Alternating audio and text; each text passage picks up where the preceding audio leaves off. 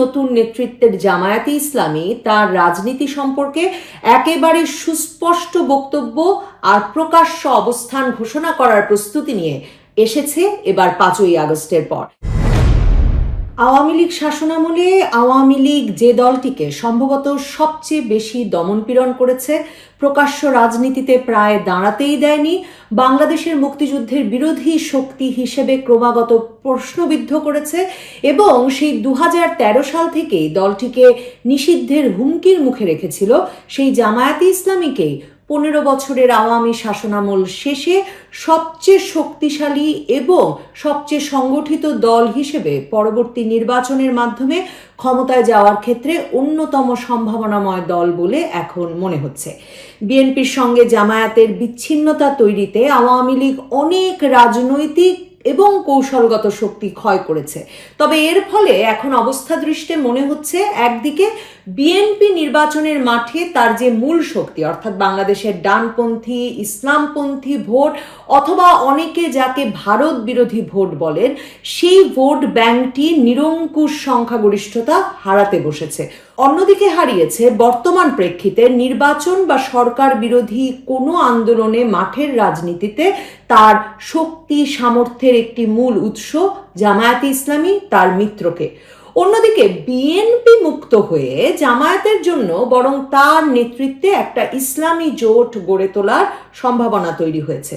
সে এই মিত্রদের সঙ্গে গেলে নারী নেতৃত্ব, নারীর প্রধানমন্ত্রিত্ব মেনে নেওয়া সহ লিবারেল রাজনীতির যেসব বিষয় বিএনপির সঙ্গে থাকলে জামায়াতে ইসলামীকে মেনে নিতে হচ্ছিল, তাও মেনে নিতে হয় না আর জামাতকে, বরং জামায়াত তার আদর্শের ধর্মভিত্তিক রাজনৈতিক দলগুলোকে নিয়ে তার রাজনীতিটাই স্পষ্টভাবে করতে পারে।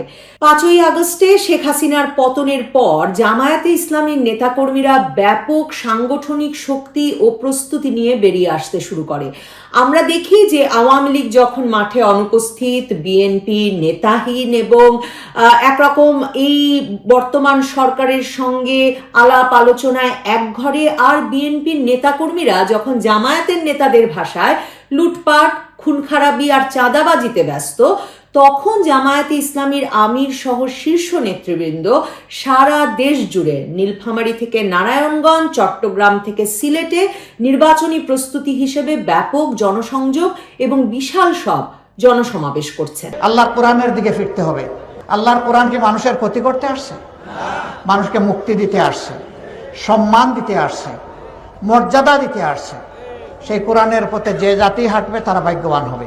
যুদ্ধাপরাধের বিচারে জামায়াত ইসলামীর আমির গোলাম আজম, দেলাওয়ার হোসেন সাইদি, মতিউর রহমান নিজামী সহ শীর্ষ নেতৃত্বের একটি স্তরকে হারানো এবং তার পরের কয়েকটি স্তর 2013-14 সালে যুদ্ধাপরাধের ট্রাইব্যুনালের বিরুদ্ধে আন্দোলনে প্রকাশ্যে রাজপথে নামতে গিয়ে গ্রেফতার মামলায় জর্জরিত হয়ে তছনছ হয়ে যাওয়ার পর দলটিতে দায়িত্ব পান বর্তমান আমির শফিকুর রহমান সহ সে সময়ের মাঝারি বা তার নিচে থাকা নেতৃবৃন্দ।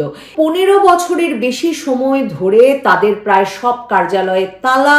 2023 সালের জুন মাসের আগে ঢাকা সহ দেশের কোথাও 15 বছরেরও বেশি সময় ধরে কোনো সমাবেশ করতে না পারা, এক কথায় প্রকাশ্যে কোথাও কোনো রাজনৈতিক কর্মসূচি দিতে না পেরেও আওয়ামী লীগ আমলে এই নতুন নেতৃত্বের জামায়াতে ইসলামী তার রাজনীতি সম্পর্কে একেবারে সুস্পষ্ট বক্তব্য আর প্রকাশ্য অবস্থান ঘোষণা করার প্রস্তুতি নিয়ে এসেছে এবার 5ই আগস্টের পর।